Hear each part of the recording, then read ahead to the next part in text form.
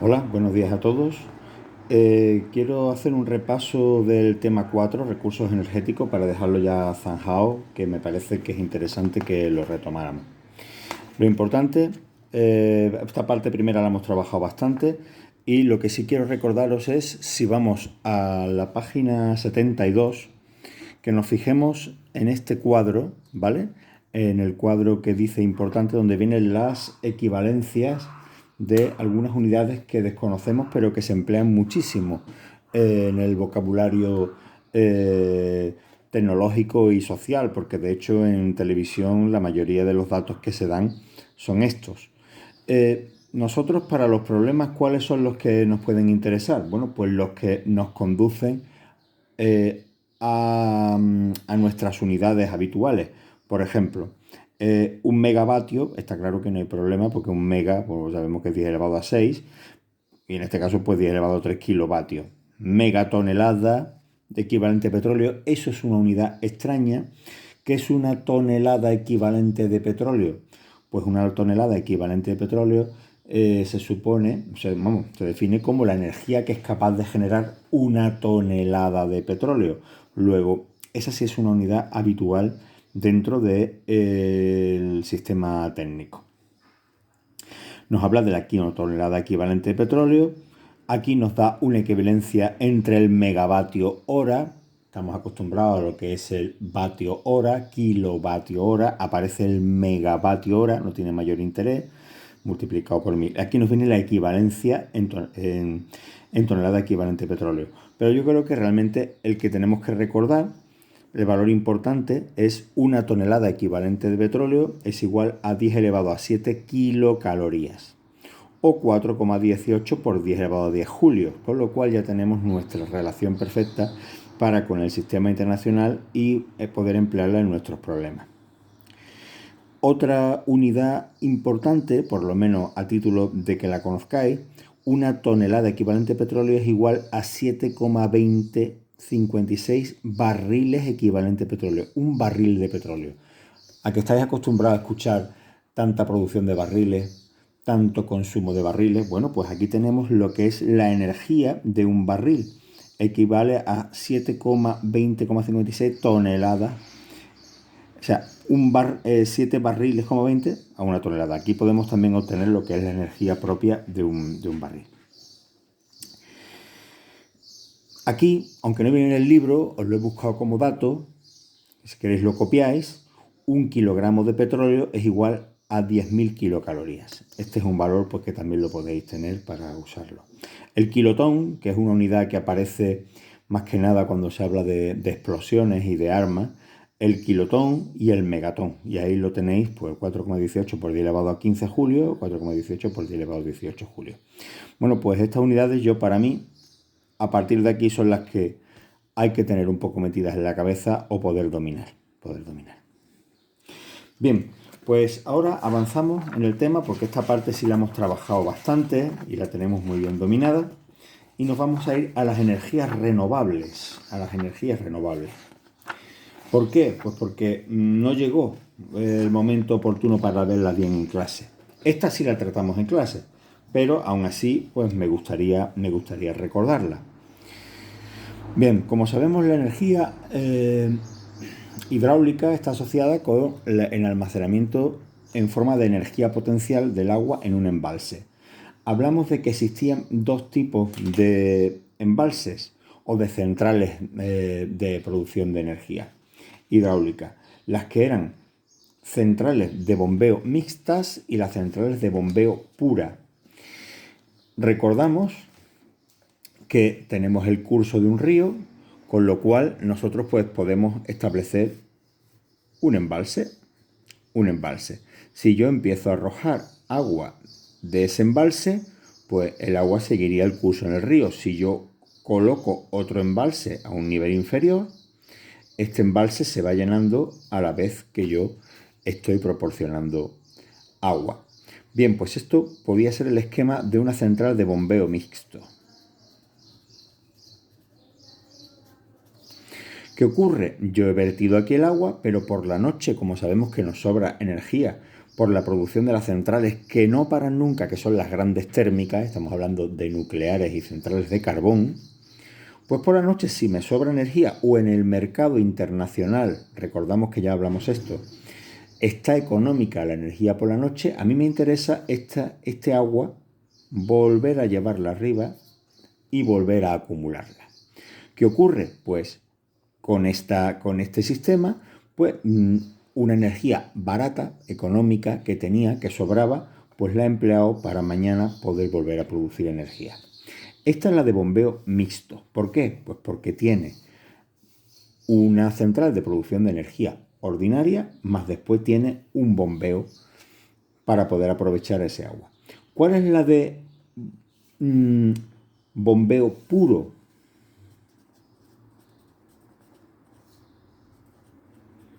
Pues sería el caso de, conocemos lo que es un circo, ¿no?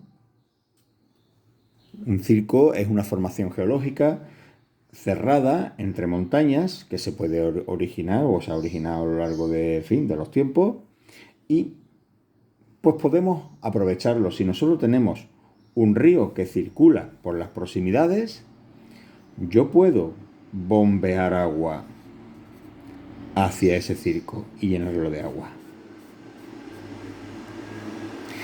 ¿Qué ocurre? Yo he gastado energía aquí, he gastado mucha energía, pero esa energía que he gastado es una energía ¿de dónde? Pues una energía que, como estamos hablando antes, es una energía sobrante. Energía que ha sobrado, pues porque nuestras centrales están paradas. Imaginar ahora mismo, con la época que estamos pasando tan tremenda de pandemia, pues seguro que habrá habiendo muchísimo excedente de energía. Bueno, pues vamos a bombear energía en vez de tirar el agua que estoy dejando que circule, la bombeo arriba y la tengo ahí acumulada. O sea que esto tiene un coste. Luego, este tipo de centrales no son centrales, digamos, rentables económicamente, pero sí son rentables energéticamente, porque estamos obteniendo una energía que se desperdiciaba, pues la podemos volver a obtener. De estas hay muchas, aunque os parezca mentira, no es algo mínimo. Si buscáis en internet podéis encontrar que en España hay muchas, en Andalucía bastantes. Bien, bueno, pues recordamos que la obtención de la energía, la fórmula para la obtención de la energía dependía hablábamos de la potencia y estaba relacionada, por supuesto, pues con la gravedad, por lo tanto aparece el 9,8, el caudal que vamos a emplear y la altura. Así vamos a saber qué energía obtenemos vertiendo agua sobre nuestras turbinas. Esta es la potencia de una central. Recordamos que potencia, como siempre, era la cantidad de energía que era capaz de generar en un tiempo. Las unidades que se emplean aquí, como esto es un caudal, pues hablamos de metros cúbicos en un segundo. Y la altura estamos hablando en metros. ¿De acuerdo? Problemillas hay algunos, pues los podremos hacer. Yo os pasaré los problemas, pero a fin de cuentas es lo que queremos que veamos. Un recuerdo. Vamos a la energía solar. Bien, la energía solar, ¿cómo entendemos la energía solar? Pues entendemos la energía solar como energía térmica, o sea, temperatura que nosotros somos capaces de captar del Sol. ¿Es la misma en todos los lugares del planeta? Evidentemente no. Va a depender de su latitud y va a depender, pues, de la época del año y de muchas cuestiones. Entonces existen mapas radiológicos, no sé si lo estoy diciendo exactamente la palabra, donde se ve la radiación por zonas para poder establecer estos cálculos. Para la obtención de la energía que somos capaces de obtener del Sol, estamos hablando de una constante, que es la constante de radiación solar, que es la que estamos hablando, que va a depender de la zona, de la época del año y de la altitud.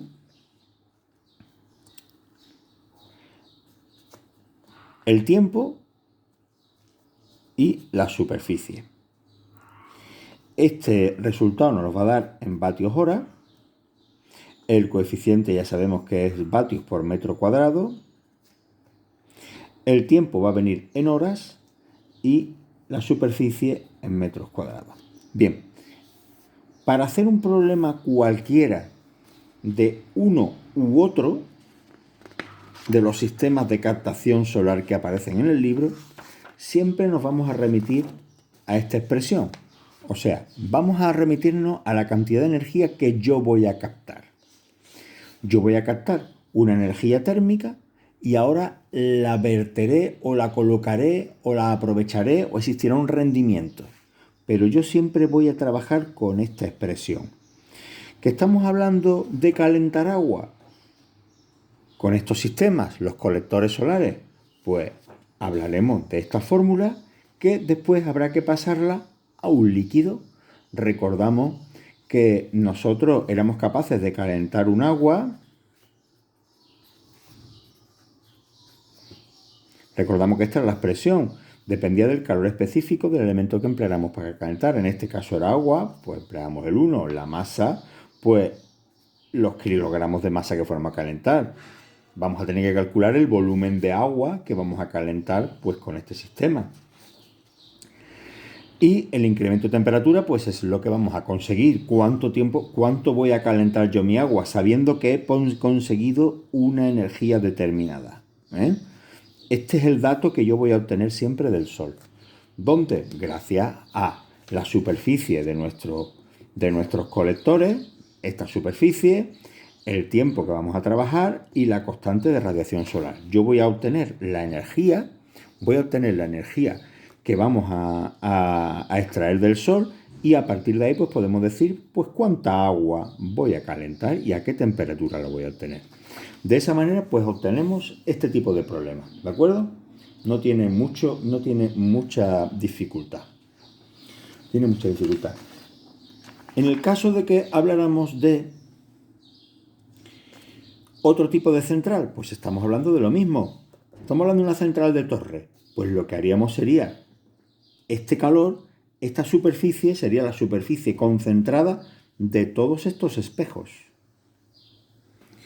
Todos estos espejos concentrarían mediante esta superficie, captaría el sol y lo reflejarían y lo transmitirían a un elemento, que en este caso sabemos que aquí no se emplea agua, se emplea sodio disuelto, una serie de sales, ¿de acuerdo? Pues también sería a través de este mismo sistema de cálculo. Lo mismo ocurriría pues con el sistema de cilindros parabólicos. De igual manera, estamos captando y lo transmitiríamos a un elemento conductor de energía, que normalmente aquí lo que se emplea es aceite. Aceite. Bien, vamos a la energía eólica. La energía eólica es una energía que está arrojando unos resultados fantásticos en cuanto a rentabilidad por su potencia.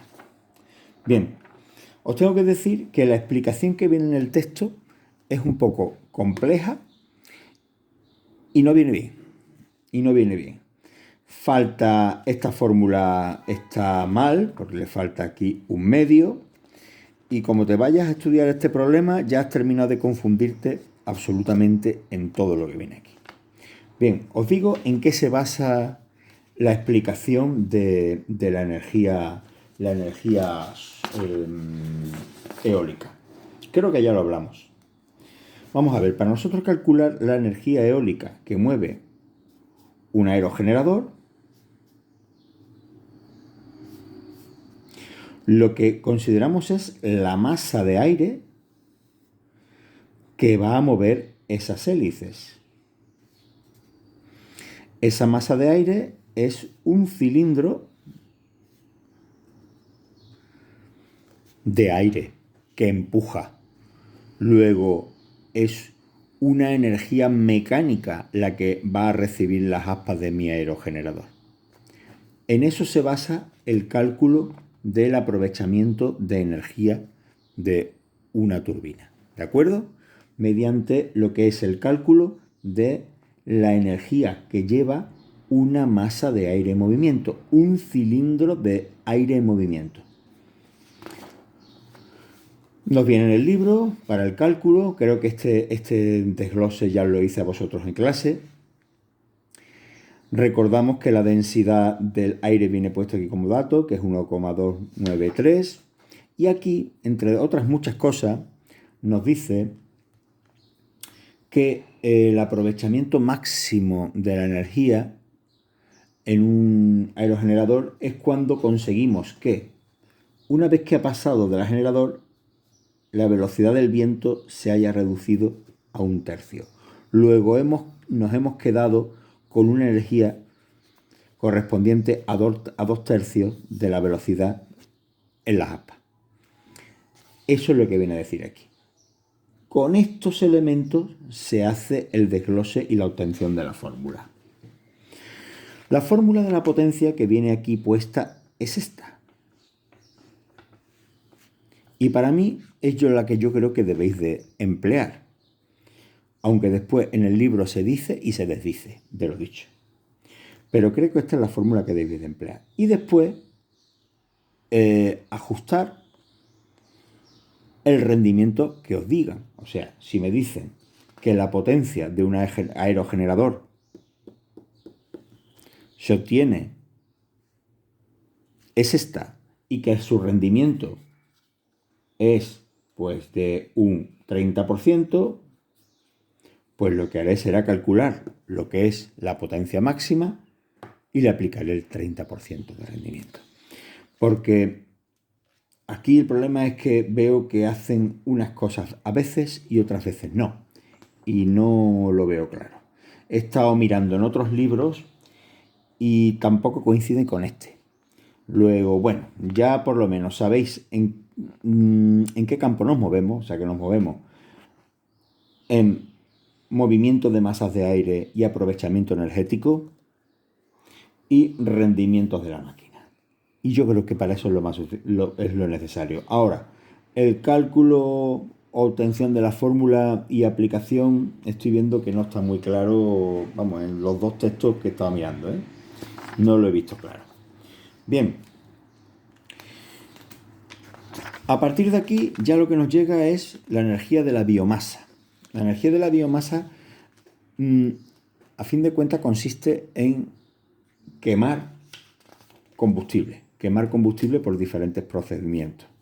Puede ser en una caldera, o puede ser convirtiéndolo en gas y quemándolo como gas, o puede ser convirtiéndolo en alcohol y haciéndolo funcionar como un combustible, como una gasolina. A fin de cuentas, se hablaría, dependiendo del caso, pues se hablaría de un rendimiento térmico, como sabéis, al igual que cuando hemos hablado de otros combustibles. De hecho, aquí viene el poder calorífico en la página 100. En esta tabla nos habla del poder calorífico de algunos combustibles. ¿Por qué? Pues porque los vamos a quemar. Luego aquí tenemos que su funcionamiento va a ser igual que los problemas que hemos hecho. Luego aquí no creo yo que tengamos que hablar mucho más de esto. Y pasamos después a la energía geotérmica. La energía geotérmica es una energía que está unida a la temperatura interior de la Tierra. O sea, como sabemos, nuestro planeta, el núcleo se encuentra incandescente y hay zonas cercanas a la superficie, zonas de la corteza terrestre, pues que también son focos de calor, que pues la máxima expresión pues las encontramos en los volcanes cuando llegan las erupciones. Bueno, pues si nos vamos a una zona próxima volcánica, pues vamos a poder obtener un gradiente importante de temperatura y poder aprovecharlo.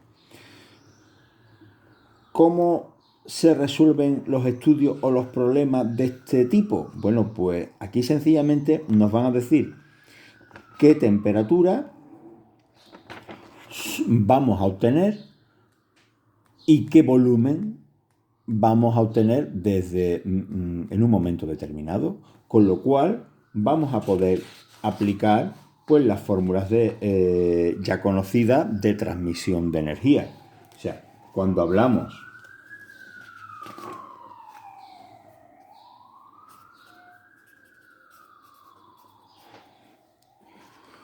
nosotros vamos a conocer la temperatura que nos dan, o sea, qué diferencia térmica tenemos gracias a lo que obtenemos dentro de la Tierra, con qué masa, qué agua obtenemos. O sea, nosotros, por ejemplo, inyectamos agua y vamos a sacarla a una temperatura determinada, conociendo el calor específico del agua, que ya sabemos que es 1, pues ya tenemos aquí el cálculo de energía que podemos obtener de un yacimiento de energía geotérmica.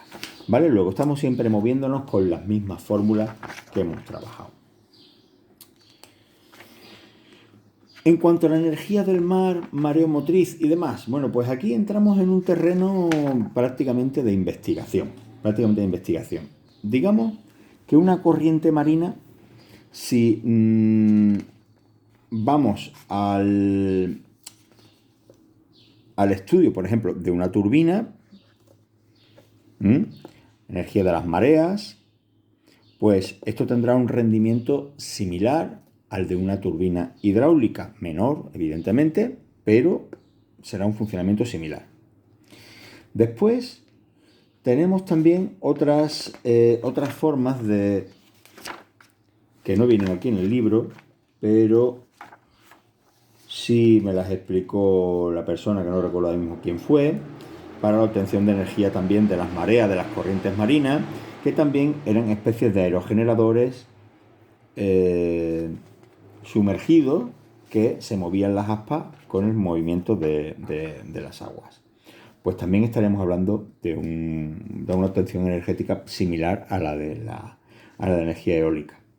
Después, en cuanto a estos movimientos, estamos hablando de palancas, vaivenes y circuito hidráulico para transmitir presiones.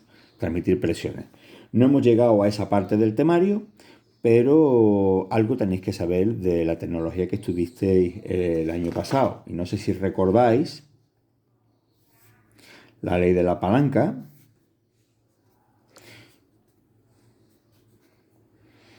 que en una palanca pues se respeta esta relación. Si esta es una fuerza y esta es una carga, esta es la distancia de carga y esta es la distancia de fuerza, y este es el punto de apoyo, pues esta relación se mantiene constante.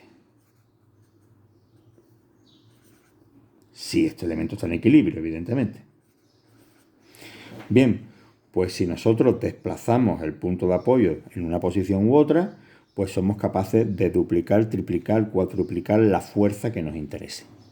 De esa manera, pues somos capaces de obtener grandes rendimientos y grandes empujes para mover ¿qué? Para mover una bomba, en este caso sería una bomba hidráulica, que inyectara agua a presión pues sobre una turbina y esa turbina generase pues el movimiento de un alternador. Así funcionaría. Después tenemos otras que son los flotadores, que ya también nos lo explican los compañeros, lo que pasa es que no los vimos porque a fin de cuentas los tuve que estudiar yo. Bueno, pues los flotadores, pues es igual. Un elemento que gracias a las mareas sube y baja, gracias a las olas sube y baja, es una gran masa que flota, sube y baja, y en ese movimiento lo que hace es inyectar fluido a un circuito empujando una turbina que hace que se mueva un generador y genere energía eléctrica. No viene en fórmula porque no viene.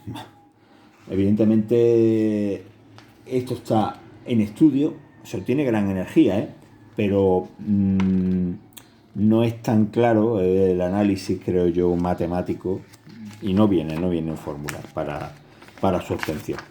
Este es el tema. La parte teórica está ya vista y la vamos a examinar y vamos a hablar de fechas. Quiero hablaros también de unos problemas para que lo analizaréis. Vamos a la página 77.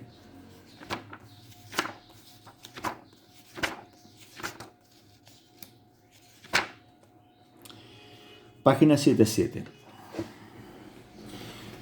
El ejemplo 5. Quiero que le echéis un vistazo al ejemplo 5 porque nos habla, aunque este problema creo que hemos hecho algunos, no obstante lo voy a hablar. Nos habla, o nos dice, calcula la cantidad de carbón de antracita que es necesario aportar diariamente a una central térmica clásica. Si su rendimiento es del 30% y tiene una potencia constante de 50.000 kilovatios. Cuando vamos a problemas de este tipo, hay que tener cuidado y no equivocarse. Nos está diciendo que la central tiene 50.000 vatios de potencia.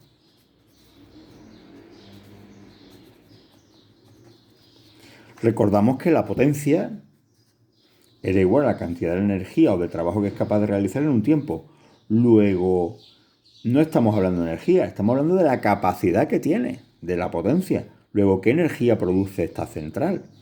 Esta energía central habría que hacer inmediatamente este cálculo. Si no, no hemos equivocado en el problema. La energía que es capaz de producir al día, pues será los 50.000 vatios que es capaz de producir en el instante. ¿Por qué tiempo? Bueno, pues por 24, esos son vatios, por 24 horas. Pues esa va a ser la energía que es capaz de producir al día. Si hablamos de la semana, al mes o al año, pues habría que multiplicar por las cifras que fuesen. ¿De acuerdo? A partir de ahí ya se puede resolver el problema, pero tener cuidado cuando el dato que le dan a uno es la potencia. Bien, eso es una de las cuestiones que os quería decir. Echarle un vistazo a los ejemplos que viene muy bien. Otra que os quería comentar es, vamos a ver, esta energía solar. Vamos a ver, tengo apuntado aquí el número. Vamos a ver.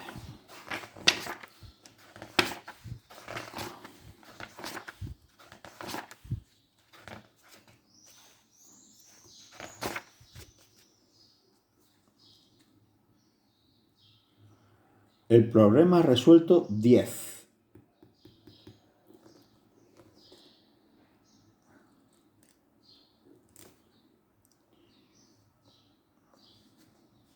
Bien.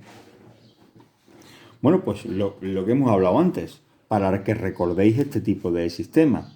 Este colector solar plano, ¿cuánta energía va a captar?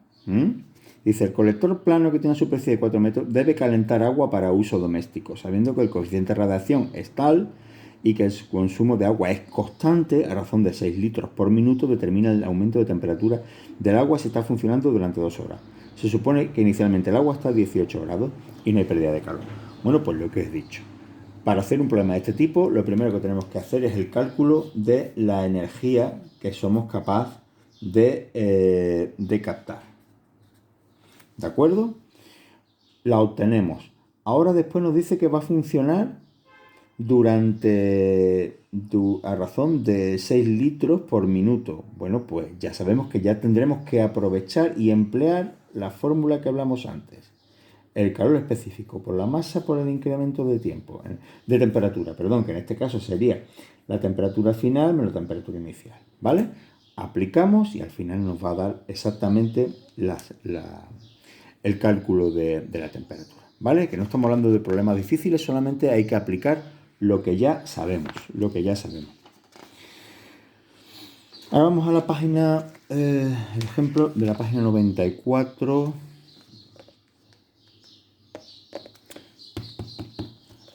Este me ha parecido interesante ya no para este tema, sino para el siguiente, que es el que vamos a empezar a estudiar, Dios mediante, en breve, para el tema 5, para este tema. Me ha interesado este problema para que lo veáis, sobre todo para comentarlo.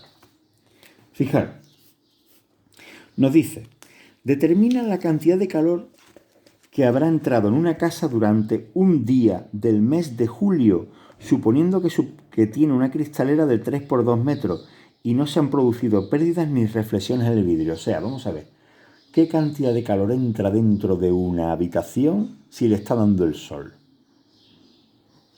Os va a parecer mentira, pero es una barbaridad. Suponemos 10 horas de sol. en las que los coeficientes de radiación solar se mantienen constantes a 950. La superficie del Sol, superficie expuesta al Sol son 6 metros cuadrados y el calor que entra son 57 kilovatios hora.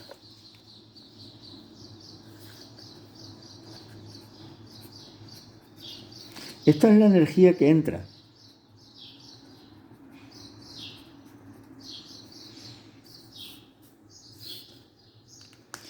Y ahora yo os quiero recordar el problema que hicimos en el tema 3 de la página 68, el problema número 28. Y quiero que le echéis un vistazo. Con este. Y dice, una habitación de la vivienda tiene unas medidas tales, con tantas paredes, tal y tal, con tantas... Calcula el tiempo que tiene que estar conectado al día un radiador de 5.000 vatios de potencia para suministrar la energía perdida por conducción si en el interior hay una temperatura de 18 grados y en el exterior de 9. Si yo hiciese aquí lo mismo y dijera, voy a colocar un aire acondicionado y tengo que sacar los 57 kilovatios hora, o sea, yo voy a enchufar un aire acondicionado de 5.000 vatios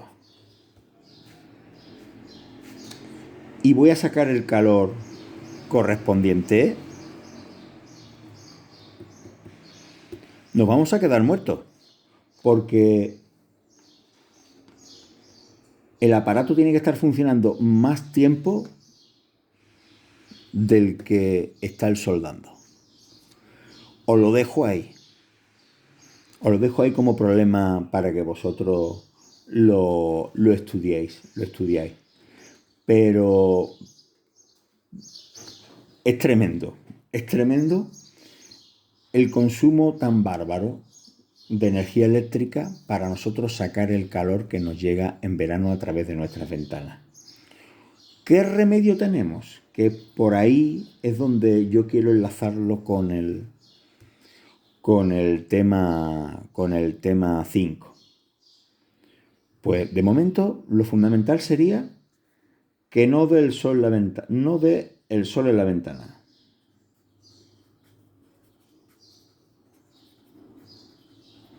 ¿Qué tengo que poner? Pues persianas. Hay de diferentes tipos. Persianas, desde luego. Hay que tapar para que no le dé el sol, porque si no, es esta cantidad de calor la que nos entra por la ventana continuamente, y hay que sacarlo o nos morimos de calor dentro, ¿eh?